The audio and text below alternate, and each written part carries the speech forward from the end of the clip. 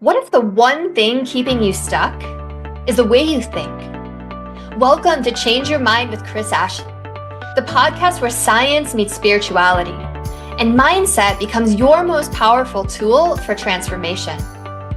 I'm Chris Ashley, author of Change Your Mind to Change Your Reality, trainer, speaker, and lifelong seeker. For years, I battled trauma, depression, anger, chronic illness, low self-worth, and the weight of old stories.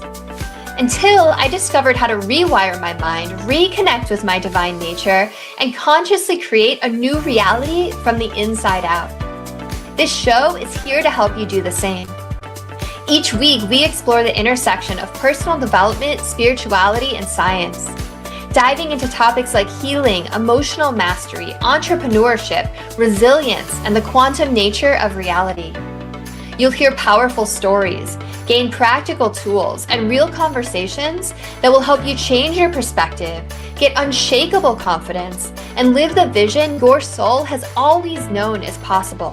Whether you're navigating a major...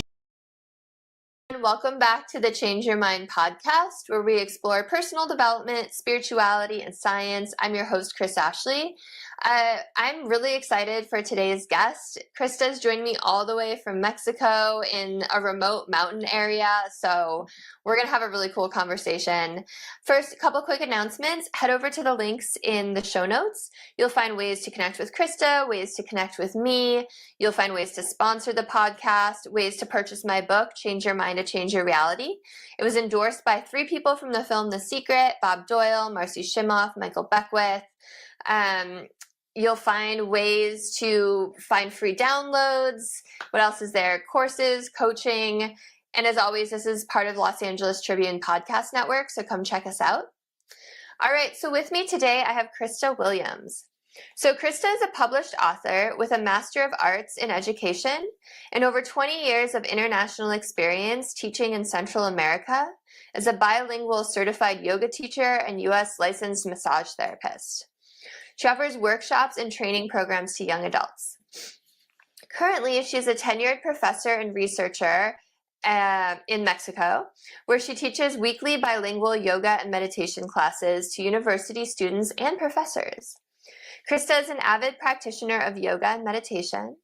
As the author of the eBook series, The Star Method, How to Heal Using Therapeutic Touch, and Life Readings Know Your Mission, she helps people find solutions to everyday challenges and discover their unique life's mission. So welcome, Krista. I'm so happy you're here.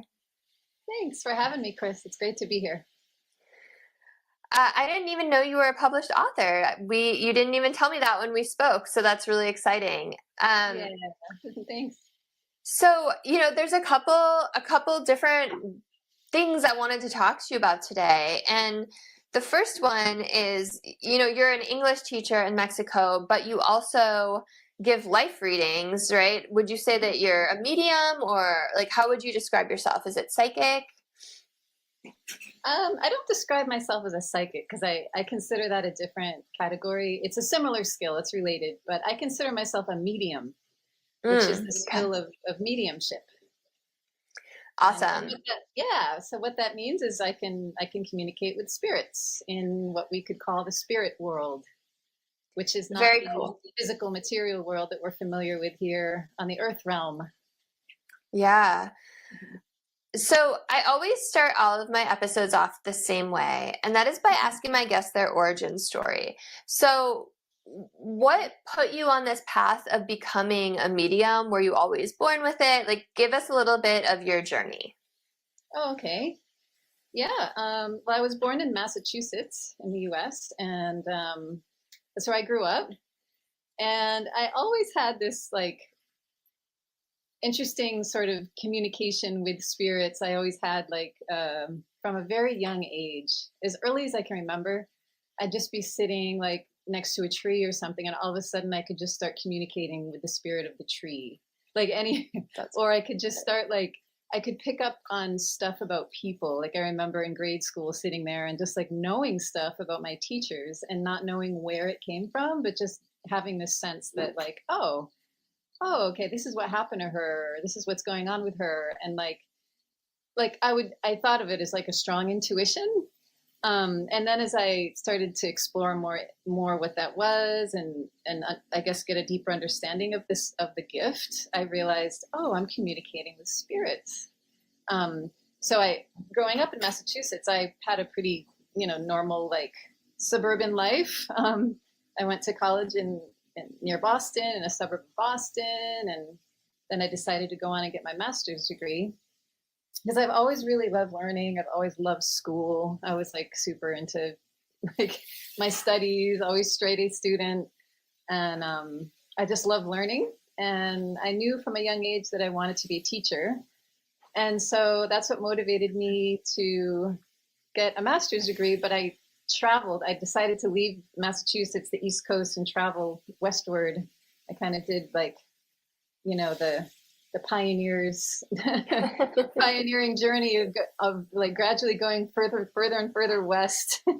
So I went and got a master's in southern New Mexico, right on the Mexico border. And I just felt like really drawn there. I always, as soon as like I realized that avocados were from Mexico, I was like, oh, that's where I want to live. And I think I realized that when I was in my early teens, like I'm like, oh, I'm going to go live in Mexico. And then I had the fortune of having really awesome Spanish teachers, like in high school. And I remember in 7th grade, I had a really good Spanish teacher, and I thought had a pretty good command of Spanish by the time I made it to high school. So that was my major in college. And then, so my master's degree was bilingual education, which pretty much qualified me to go anywhere I want in Central and South America and be an English teacher. So that's kind of how I've been, I guess you could say, financing my travels here south of the border since I moved south of the border when it was over 10 years ago now. I decided to move out of the US and become an expat. Okay, so that's so amazing that you're able to travel, and I know you live in this incredible mountain village, and you have horses, and you're on this ranch, and you're working with all this youth. That's amazing. I love hearing people follow their dreams. So I want to talk a little bit about the mediumship at first. Mm-hmm. So what does it feel like when you get messages from spirit? Like, what is that overwhelming for you? Like, do you always know where they're coming from? Like, what is that like? Yeah, it varies. It really depends on the circumstances, and emotionally, where I find my emotional state has a really big impact on like the kind of messages that I receive. Often, like if I'm in a really challenging situation in my personal life, like the kinds of messages that come through from spirit, depending on the person I'm connecting with, if it's someone who's requesting a reading, or if it's just a spirit that I'm picking up on randomly, like as I'm going shopping or waiting in line at the bank, it really does, like, it's almost like there's a resonance between my emotional state and the emotional state of the spirit that I'm connecting to. So to give sort of this concept of mediumship, I think I need to define it to sort of be able to answer that question. Yeah, please. Mediumship is an ability to communicate, and I believe every human being has this ability. It's just whether or not we choose to develop it or not. It's the ability to communicate with a spirit, which is essentially a person, a normal, everyday person who's died, who's now no longer in material, physical form, who's now in a spirit form, in a different realm. Now, some spirits can be earthbound, but like the majority of spirits are in some realm in the spirit realm, and there are different levels of spirit realms. So let's consider it like, like you die and go to what we call heaven, or what a lot of people say is heaven, is like, the spirit realms. And so they're people. That means like when I connect with a spirit, it's because that spirit wants to communicate with a human on earth in order to work through some sort of emotional challenge they're having. There are different reasons why spirits communicate with humans. And so mediums, the gift of mediumship, I consider it like an important spiritual gift that helps spirits be able to move on and progress spiritually on their journey. So it's very similar to how a doctor helps a sick person on earth to get healthier. We're helping spirits become more spiritually advanced on their journey of evolution as spiritual, embodied spiritual beings. So to answer your question, how it feels, it varies. Like sometimes it is overwhelming. There are often groups of spirits that come. I remember, I'll never forget this time. I was in Santa Cruz, California, where I lived while I was studying with my yoga teacher, my yoga guru. I was in Santa Cruz and I was sitting overlooking the ocean, and all of a sudden this huge group of spirits just came, and they were like insisting that they communicate through me what their need was. And it just so happened that these were spirits who lived on Earth, like it was like hundreds of years ago, and they all died.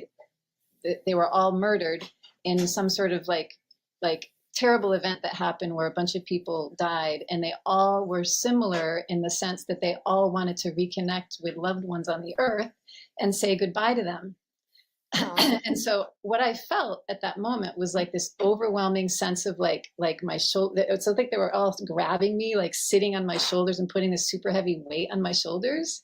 And I knew in that moment that what I needed to do was just get still. And because I was studying yoga and had studied yoga and meditation for many years and was in this really intense, yoga training at the time with a master teacher, I knew how to breathe and I knew how to get still and go inside, even though I was feeling all this intense energy, right? Like all these, imagine like people who all are so desperate to connect with loved ones who they feel like they didn't even know they were dead, which often happens with people who die. They don't realize that they've passed. And so it can be torturous for them. It can be really, really like emotionally just like so confusing and overwhelming. Like, so I consider my gift as a medium to be it's just so beautiful that I can offer the assistance to spirits or, humans who've passed, who may otherwise just wander and suffer for years and years in this like sort of earthbound state or in one of the realms of the spirit world and be wandering and not know where to go or who to talk to. So when they came to talk to me, I put myself into this very centered meditative zone. I got still and I connected with my own breath, and I allowed myself to feel all the intense grief of loss that they were experiencing. And once they started to connect with the grief of their loss, that's what allowed them to then realize, oh, there's something beyond this. Like they could see outside of that emotion, the intense emotion that they were all experiencing as a group. And then it just felt to me, like, I so appreciate that you asked how it feels, because like the gift of mediumship, it's so essential and so crucial for a medium in order to be effective, to connect with their own body and connect and be honest about what they're really feeling, because that's really the only way spirit communicates is through emotion. And so that emotional connection with that particular group of spirits at that time, like as I allowed myself to breathe and release the grief, and then I started crying, I started to actually like shed tears, like audibly I was bawling, and I just let that keep flowing. And then it just turned into this like really nice feeling of peace. It was like, oh, okay, they were ready to move on to the next evolutionary step that they were on. And I knew at that moment that I could release them because they wanted to go. It's like they were ready to evolve to the next level. What a cool story. Like I have goosebumps right now.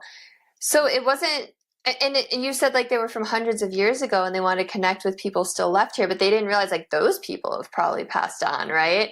So it wasn't so much of like, oh, let me connect you with them. It was more like, let's help you work through your emotions and confusion so that you can let go and move on.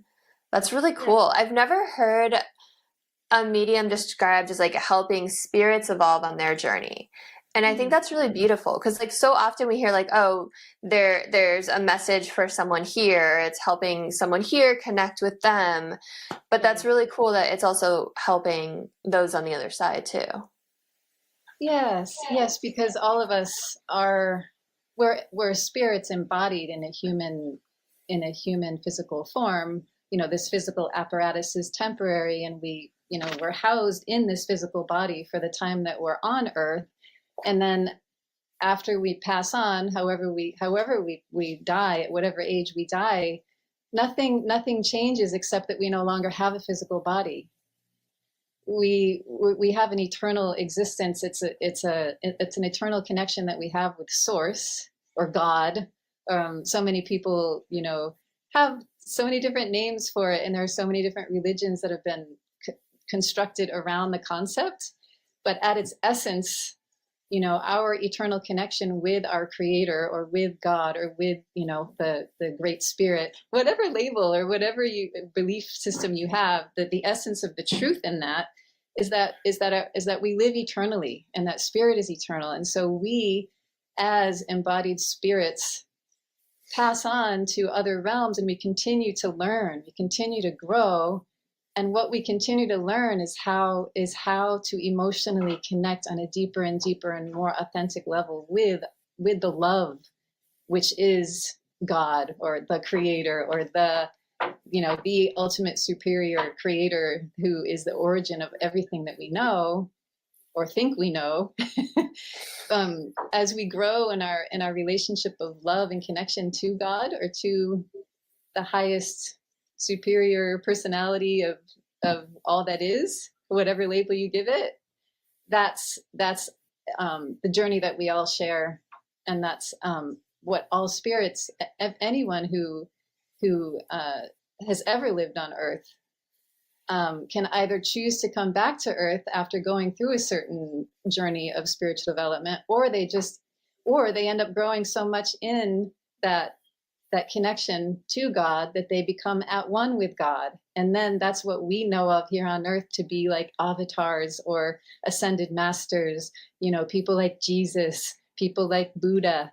They've grown so intensely advanced in their understanding and their connection with the Creator, that they essentially become one with that great love. And then they become the greatest teachers. And of course, we see that in sacred texts. They're teachings that have been passed on through generations. Yeah, absolutely. I couldn't agree more. That's absolutely my belief as well, that we're here. Earth is kind of a school, and we go through these different grades, and we're kind of climbing that ladder back to Source, right? Because we're all part of Source anyway. We've just kind of been sent off as these souls. I believe that there's more schools than Earth, though, that there's lower grades and there's higher grades, and we reincarnate, in the next grade if we're ready for that, or we repeat the Earth grade. So I guess my next question is, you mentioned different realms of the spirit world, and I kind of think of it as different grades or different levels. But you're also in the place between lives a lot of time, your spiritual home. So are you able to communicate with individual souls that are in all of these different places, or do they have to have just passed from Earth? How does that work? Right. Yeah. So there's a distinction that I'd like to make between what I consider spirit and soul. Yeah. The soul. So the soul is our eternal. The soul can be defined as it's our same essence of who we are. So we are soul and we are spirit. And so my spirit is different from my soul in the sense that my soul contains all of my emotions, my memories, my experiences, my desires. It's like the seat of emotion. It's our passions, our drives, our intentions. All of our experiences are eternally recorded into this soul essence of who we are. And the spirit is the vehicle through which we evolve through what you just said is the ladder, or we could call it realms, or universes. There are different words that I've heard it defined as, explained as realms, or steps along the path that the spirit evolves and takes us through in what's considered a spiritual body. The soul does not have a body. The soul depends on the spirit in order to receive God's love and grow and evolve as a more loving being. And so my ability as a medium, as I said at the beginning, I can connect with any spirit who resonates with my emotion at any given point in time. So if my emotion, if my intention, say, is to help someone, like when I put someone on a massage table and I want to relieve them of pain in their neck, for example, and my intention is to help relieve that pain, if I close my eyes and I ask a spirit to come through who can help me and guide my hands and help me to relieve that pain, my intention being pure, I will resonate with a spirit who shares in that desire or that intention or that emotional state of being open to awareness of the physical body, awareness of the muscles in that area. Something about my desire and my intention resonates with another spirit who's available to help. So it could be a spirit who happens to be attracted to my I guess vibration or my light. Like spirits recognize other spirits by light because they don't have physical eyes. So the way they see is through light. So like, when you look at someone who's more evolved, some people say, oh, he was just radiating love and light. Like, like how they say that about gurus. Oh, he just radiated so much love and so much light in his eyes. It's a reflection of the soul condition, meaning like that person has evolved to the point where they have a deeper, more profound understanding of what God's love is and how to express God's love on the earth. And so my ability to connect with spirit can evolve in as much as I am willing to open myself to God's love. That's so beautiful. I love that explanation. So then I guess like a follow-up would be, you were so sweet. You sent me a life reading that came through, or a spirit, when you and I had talked before. And was that, yeah, go ahead. Thank you for giving me the opportunity to offer you that. I really appreciated you being open to receiving that. I was so grateful to receive it, and it was really interesting, the timing. So I guess my first question is, was that from, like, who was that from? Like, what spirit came through for that? Well, when I did so there are two ways that I, as a medium, my unique expression, I guess, of my gift, and mediums are different. So my medium gift at this time in my life, this could change. I do mediumship through what I call automatic writing, which means the spirit communicates. Essentially, the spirit kind of like takes over my hand and then puts messages into my mind that I then channel through my arm and my hand onto paper, or sometimes I type it. Another way that I do mediumship is when I have someone on a massage table, or when I'm teaching yoga. I'm actually guided to do specific postures in my classes with people, or I know that my hands are being guided by spirit. And the spirit is different depending on the circumstances and the person, to touch specific areas. Like, so many times I've had people say to me, how did you know that's where I had the pain? How did you know that that's where I needed, like, how did you know that that's what I needed right now? And I just say, I just know. So I have to really like sometimes the spirit does not name himself or herself or themselves. Sometimes if I ask, they'll tell me. In your case, when I was doing automatic writing for your reading, the spirit revealed his name. He said he was Timothy. Yeah. So I noticed that. So is Timothy someone, like, is he a spirit guide of mine, or like a guardian angel kind of, or is it just the right spirit in that moment that wanted the same thing, like you were saying before? Well, it's I think it's all those at the same time. Like our spirit guides change throughout the course of our lives, depending on what we're going through. And it also depends on our openness to receiving God's love and growing in our understanding of God's love. So a person who's really caught in like an addiction, for example, really struggling with an addiction, is going to continue to attract spirits to them who are also wanting to feed that addiction through certain behaviors. So like at the time I did your reading, whatever you're going through in your life, the spirit of Timothy, now it felt to me like Timothy was a well-intentioned spirit, like not a malevolent spirit. That's good. Yeah, it was like interested in your well-being and guiding you to, to support you and on a spiritual and also practical level. I saw, he was offering some pretty practical advice. Timothy could be your guide at this time in your life. I kind of felt like Timothy came through as one of my guides, actually.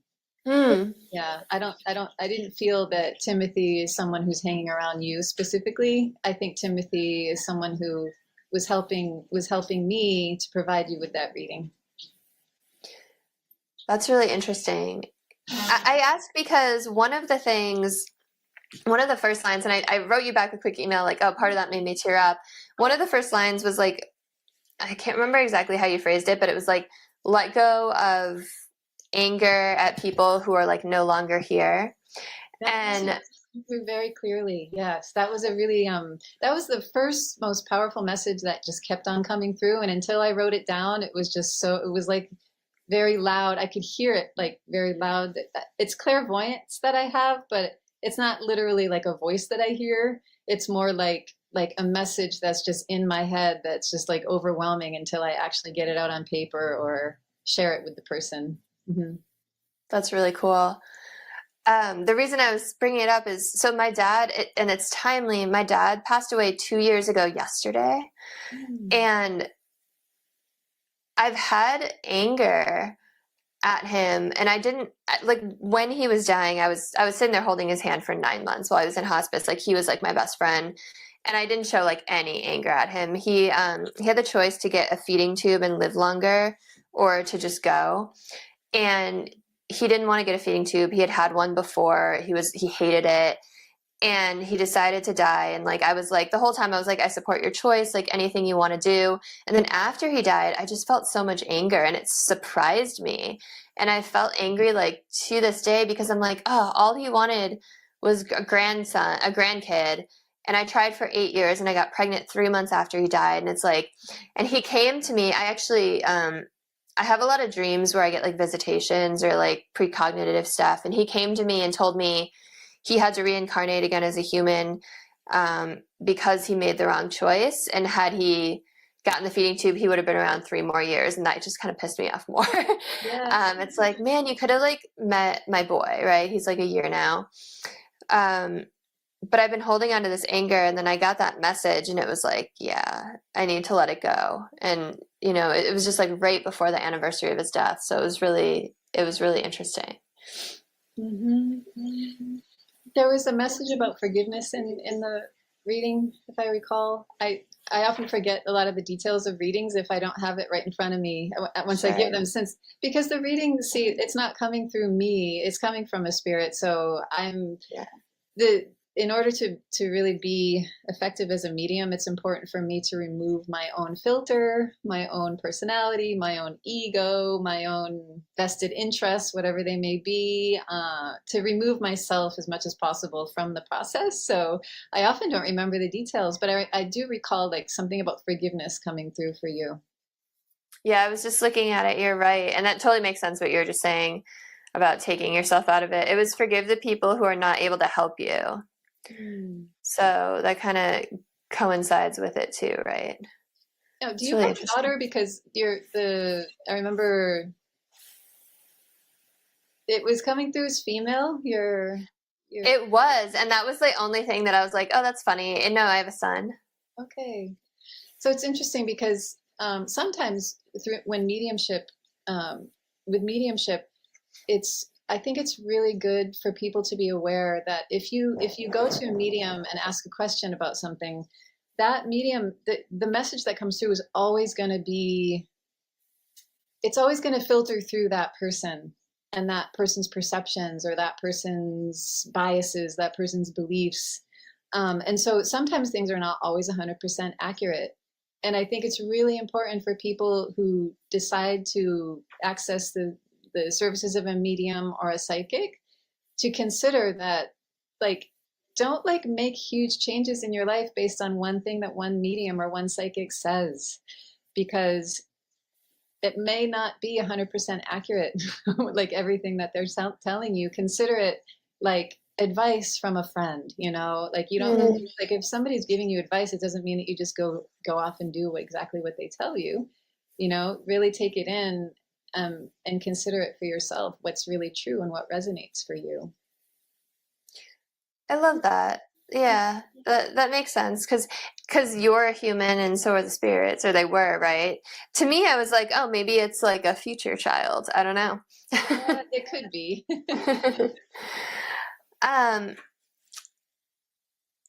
So, you know, when you're thinking about like, you know, I'm just thinking about like letting go of anger now, and just, I think it's a personal question, but it's also, I think, one that a lot of people would find helpful. Like, what has allowed you to let go of anger? Like, how do you recommend someone go about letting go of that kind of anger and forgiveness? Like, what are your best methods for doing those things? Yeah, great question. Because I think that the emotion of anger is really strong on the planet at this time. And I think anger is connected to fear, and there's a lot of fear on the planet. And a lot of spiritual teachers say that, you know, when humans collectively can overcome fear, then we will have heaven on earth. And I think it's really beautiful to imagine a possible future on earth where we are experiencing, you know, harmony with each other and harmony with all living things by virtue of the fact that humanity collectively has released fear. Each one of us has a role in that, in the sense that each one of us has our own specific, unique life journey and life experiences that give us the opportunity to work through our emotions. And that's what I consider so beautiful about God's love, is that we all are given the ability to feel and release every single emotion that flows through us. There's nothing that we cannot face emotionally as we open ourselves to God's love and to the release of those emotions. What's hard is that it's really scary to feel those emotions. It's scary to feel fear. It's scary to let oneself process such intensity. And yet that's really what is the essential, that's what's essential in our spiritual evolution as souls. In order to improve our soul condition, it's necessary to evolve ourselves emotionally, to release negative emotion. And negative emotion is impacted and influenced very strongly by spirits who've passed on to other realms, who still have addictions, and they want to work through those addictions by connecting with people who are still on earth, who resonate with those addictions, you know. And so a lot of us are addicted to things way beyond physical, you know, substances. We're addicted to being validated by each other. We're addicted to codependent relationships, addicted to so many things emotionally. And so working through an emotion like anger, I would suggest on a deeper level, is fear, you know, fear of being alone, or fear of not, maybe a fear of not belonging, a fear of death, a fear of the unknown. I think we can do that by staying connected to our bodies. I think we can do it through talking to other friends about it, you know, and that's what psychotherapy allows us to do, is talk to someone who can listen. And that helps us to start to connect authentically with the emotion so that we can feel it.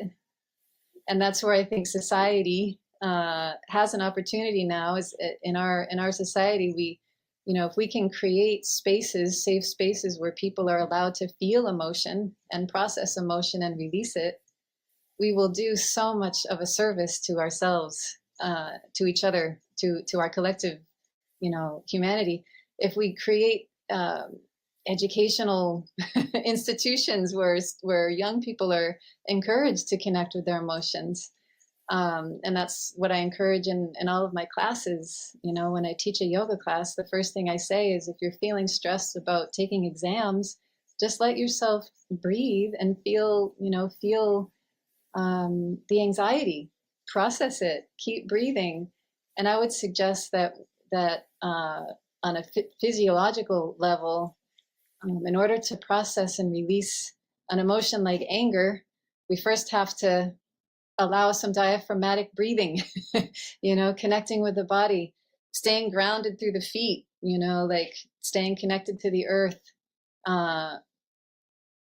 allowing the breath to help us connect deeper, and then letting the tears flow. Because if one has some tears to shed and tears start to flow, what is the first, like, sort of, so, like, societally it's not acceptable to cry, like, oh, but big boys don't cry, or oh no, don't cry, but what if we were just allowed to let ourselves cry, or like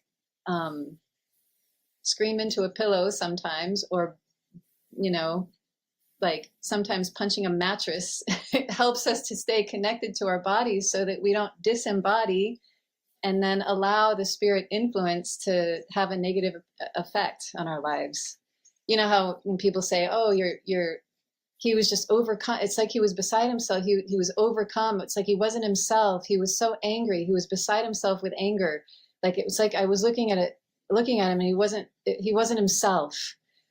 Well, maybe consider the possibility that when someone is enraged or expressing such rage, that they're actually being influenced by a spirit who's attempting to release that emotion through that human. Wow. Mm-hmm. I love everything you just said. I really appreciate that explanation. It was making me think of, like, the one biggest healing thing that has ever helped me is Osho's dynamic meditation. I don't know if you've ever done it, but it's like a 5-part. Have you done it before?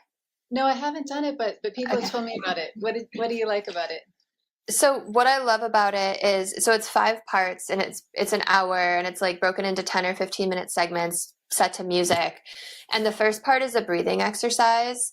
And it kind of just coincides with what you just said. The first part is a breathing exercise, and you're kind of breathing rapidly through your nose, but in no rhythm. Like, just you can't fall into a rhythm with it. And it like almost like pumps you up. It like charges. Mm-hmm. And then the second part is the catharsis. And by the time that music hits and catharsis starts, it's like you're ready to just explode because you've been so primed. Mm-hmm. And you just experience this incredible release of emotions. And it's as I'm sure you know, it's like anything, right? Some people laugh hysterically, others sob or scream or like punch the floor or whatever. And what I love about it is it's like, layers are so, or emotions are so layered, like you said. Like, oftentimes, like, anger can cover up like sadness and heartache, or like you said, fear. And it's like you can feel it shift, right? Like, every time I do it, I'll be like screaming, like angry, and then all of a sudden I'll be like in a puddle crying on the floor, and it's just like, oh, that top layer went away, and now it's like you're going deeper. And then you're very quickly brought out of it so that you're not holding on to that through the next steps. But it's such a powerful practice. But it totally made me think of what you were just doing, or what you were just saying, because it's like a process that takes you through that. Because for me sometimes, and I'm totally with you have to feel your emotions. I write about that in my book as well. Mm-hmm. But sometimes it's hard to just turn it on, like, because I'm just thinking about myself. I have a busy life. So many people have a busy life. I have a 1-year-old, and it's like I have to carve out time to really like set aside time for self-care. And sometimes when you're like, okay, I have this half hour to do it, it's like hard to just turn that anger on, right? Or just turn that thing on. So I guess like a follow-up would be like, how do you do that? Because a lot of times people have to carve out that time, and it's like, okay, how do you like access all the things, right? Or is it just like you sit in meditation and it comes up? Like, what's your advice for that? Yes, yes. Yeah, I think our modern lives, we're so, yeah, we have so many distractions, and the beauty of living south of the border for me has been just connecting to the earth. Like life is just so simple here. Yeah, And you just slow so down. rustic and much slower. And yeah, like living where I live in southern Mexico, it's kind of like the way things were in the 50s in the US. Like it's kind of more that pace, I would say. Sounds really relaxing and lovely. Yeah, so I guess for me, like it's probably easier for me to connect to my emotions in that context. And so like for someone like you, like you're living in LA, so, or I assume you are. I'm in the Bay Area, but Yeah. California. And it's a lot of people, a lot of my listeners are US based. So I'm sure everyone listening can benefit from the answer you're about to get. Well, yeah, and I grew up, around Boston, so it's pretty high-powered, personalities there, Harvard and like the academic community, and like pretty seriously professional people. So I'm familiar with that environment. But I think when people give themselves, if they can carve out 20 minutes a day, or start with 5 minutes, start with 5 minutes. There are apps that help, like remind you, oh, it's my 5-minute quiet time, and just go.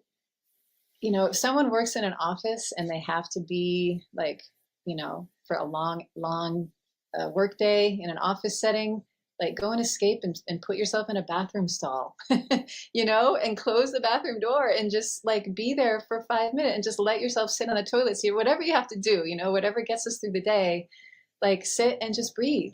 Like first just start like with the Osho process, connect with the breath, diaphragmatic breathing, feel the diaphragm muscle move up and down in the torso, and feel what the effect is in the body, the rib cage, the belly.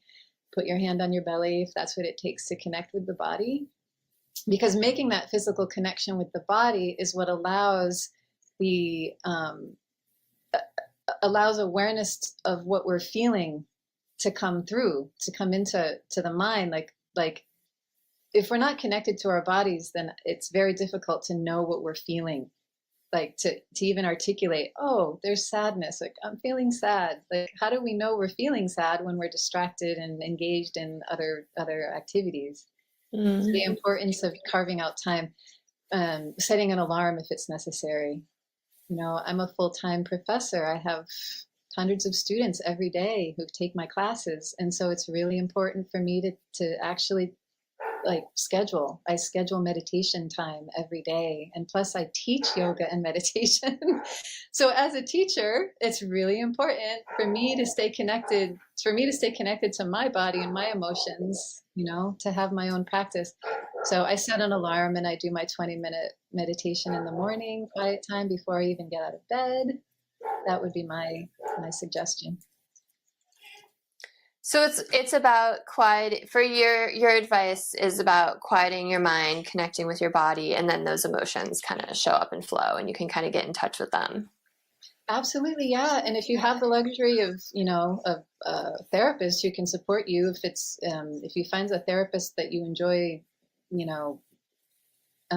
talking to and seeing.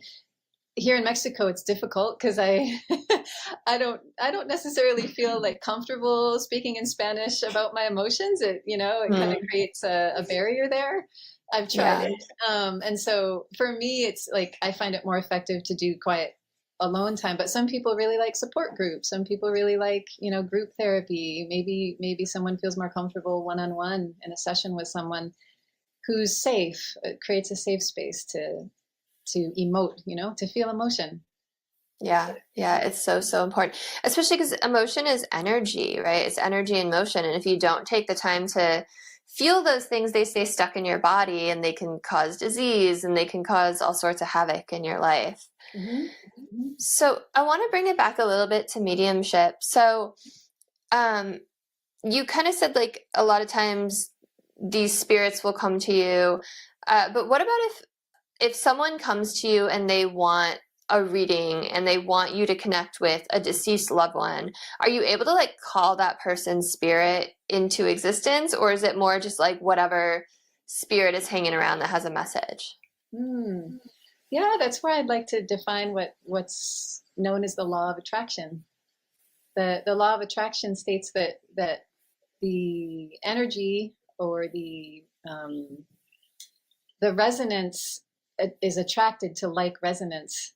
So, for example, when someone says, "Oh, I want a reading because my brother died. My brother died last year, and I'd really like to connect with him."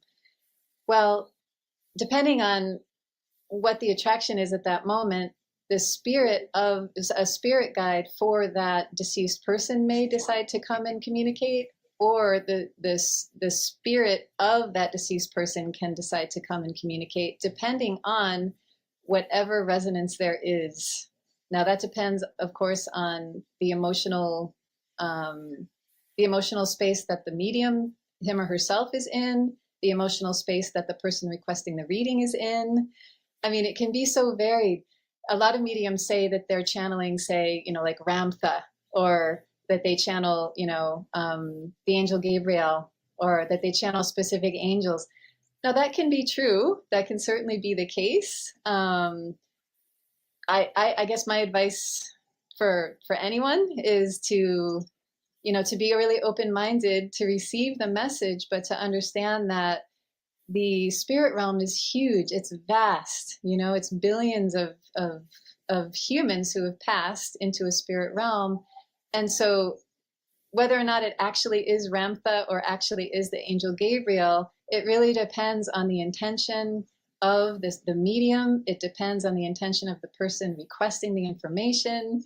And one can discern, right? One can discern the intention through the nature of the message, or what influence that spirit is trying to have on a person.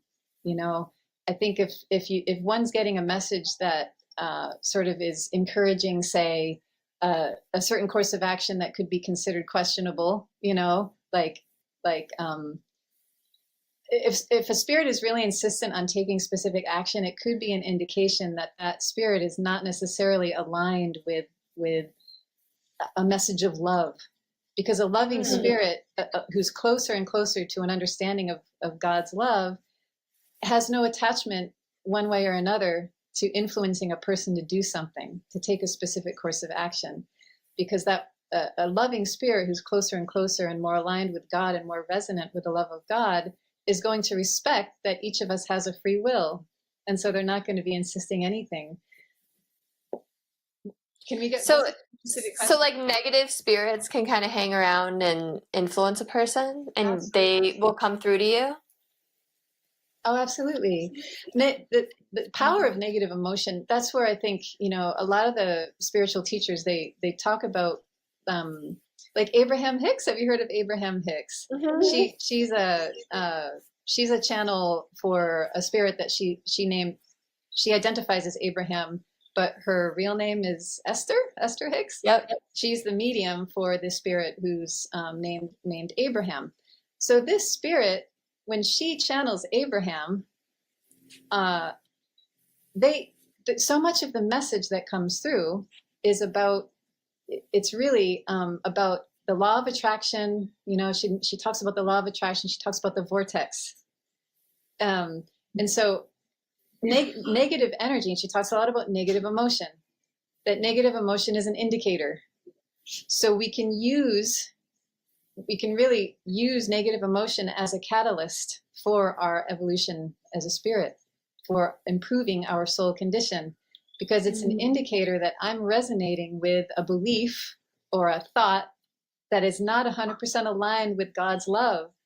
And so the spirits who resonate with me in that moment or at that time in my life are going to help me see how to release the emotion, or help me recognize the opportunity to release the emotion, and thereby open myself more to love, to open myself to a more enlightened or evolved understanding of the situation, and thereby move beyond, or what some people could consider overcome. We overcome challenges, we overcome negative emotion, or we grow beyond, or we have a more I guess a more I've heard the word enlightenment so much, but enlightenment really is getting closer to an understanding that's closer to to the loving. Putting this in words is a challenge, Chris. I feel like I'm following. It reminds me of like how every challenge or adversity we go through in life gives you the opportunity to learn and grow. And these negative spirits give you the opportunity to learn and grow in the sense that like they can see what you're reflecting to them and they're reflecting it back to you. Is that kind of what you're saying? Yeah, thank you for helping me with that. Yeah. I was struggling to put it in words because the law of attraction, it creates this dynamic where negative spirits hang out with me when I'm stuck in a cycle of fear or a cycle of like in my job, for example, right now, I'm working through this negative emotion of like wanting to be accepted by my colleagues. And so that desire or that need that I have to for my colleagues to accept me and to approve of me is motivating me to take to make certain decisions in my role as the director of the language center. I need to make decisions that that impact like how I interact and interface on a daily basis with my colleagues. So those negative emotions are going to hang out with me and influence me to make certain decisions in order for me to recognize that, I'm trying to get approval from these people. Like when I take time to connect and really be honest with myself about my emotional state of, I have some fear of not being accepted. I have fear of being alone. Then as I work through that fear, then those negative spirits dissipate. They decide, this person is no longer resonating. I'm no longer attracted to the energy of that person. I'm going to go find someone else to help me work through this. So then, yeah. And, no, I appreciate that. I appreciate your vulnerability too. Thank you. But go ahead. Yeah, God's love is so infinite, right? Like how can we truly conceptualize and understand how something that's infinite I can only understand from my limited point of view. So keeping an open mind in this process is the recognition of how important humility is. Like being humble in the sense that I don't know it all. I don't know how this works. Like I don't know how my body works 100%, even though we can do all these scientific studies and analyses. Totally. There's so much that we don't know. And so if I remain open to what I don't know, then I can receive information from God without an attachment to my own ego. And that's what I would say the definition of humility is, the recognition that I don't know everything. And so therefore I'm open to more insight and understanding from a higher being, or God, or a higher being. Yeah. I yes, absolutely. And I have to say, like, I love everything you've been sharing. And it's so obvious when you're talking to someone that really like walks the walk and like believes in what they're saying and like lives by it, versus kind of like, I don't know, spouts off what they may have read, or we're all works in progress, right? Like we wouldn't be here if we didn't still have like lessons to learn. But I just appreciate your humbleness and your humility and your curiosity and openness. It really comes through. So another thing I want to ask you, you mentioned earlier that like we all have these gifts, and I totally believe that too. Like all the clairs and mediumship, but you said they have to develop it. So is this something you've actively developed? And if so, how did you go about developing that? Well, yes, I do think that I've developed it in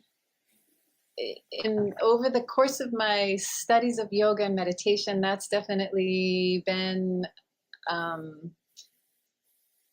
method by which I've deepened my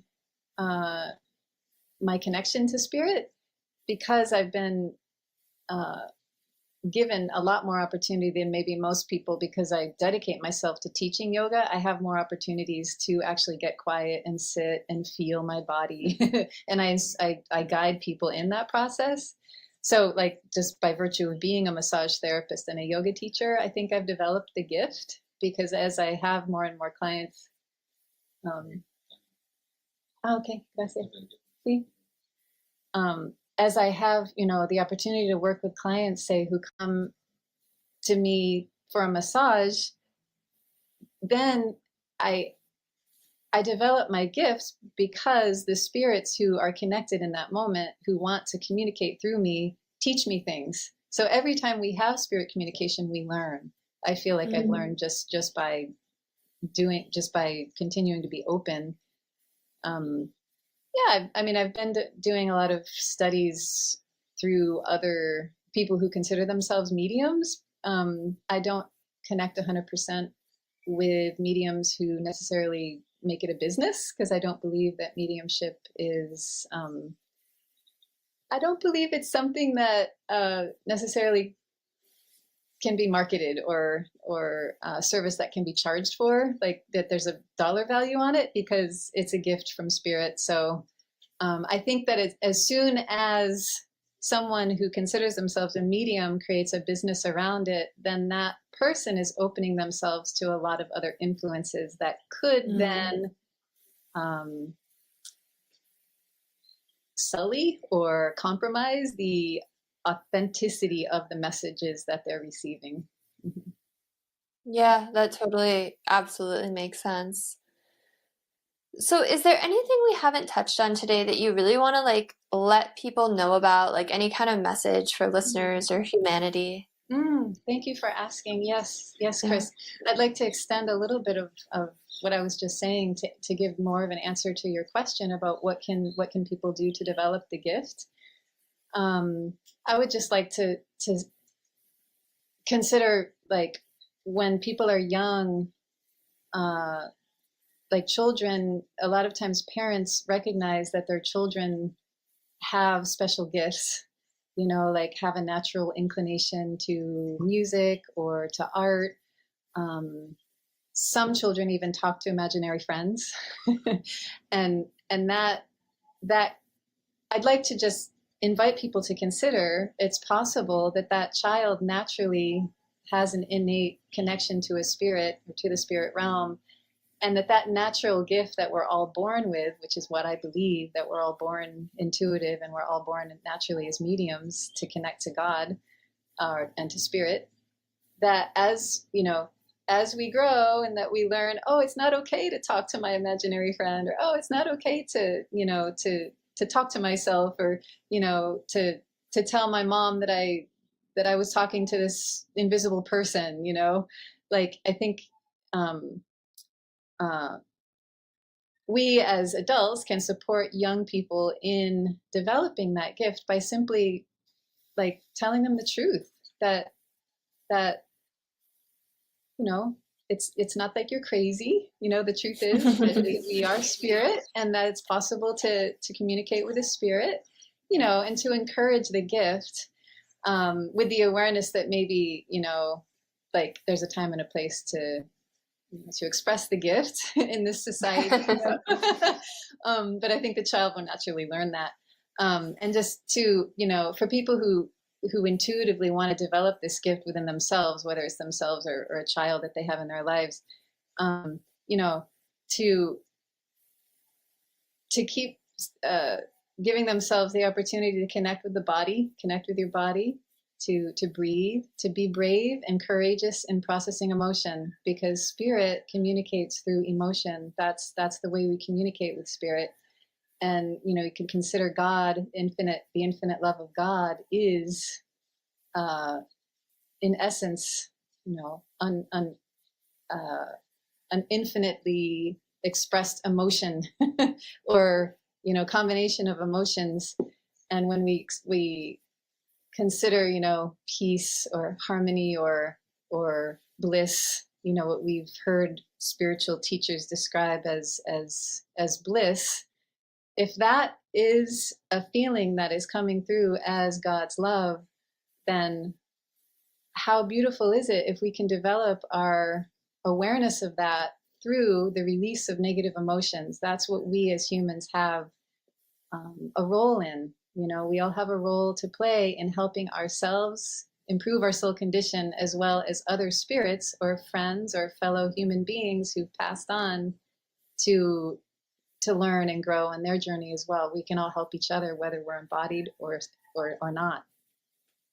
That's really beautiful. I just appreciate you so much. Thank you for coming on and talking to me today. Thank you for giving me the reading. Yeah, I'm sure listeners appreciate you too for sharing all your wisdom today. And I'm sure they want to know how to connect with you. So if you wouldn't mind just sharing for a moment where people can find you online and if they want to get a reading. Oh, thanks, Chris. Yeah, sure. As I mentioned, you know, I offer readings by voluntary donation. I don't charge for my services. So if you'd like a reading, you can go to my WordPress blog. There's a page that's labeled as request. Go to my blog, Parama, which is the name that my yoga teacher gave me, paramawilliams.wordpress. And it's just a simple form that you submit with a little bit of information about what you want to know. And you can also find me on YouTube. I have a YouTube channel, and on that channel there's a playlist called Testimonials from people who've received readings. There are a couple of videos there with testimonials of people who've been benefited from receiving the spirit message.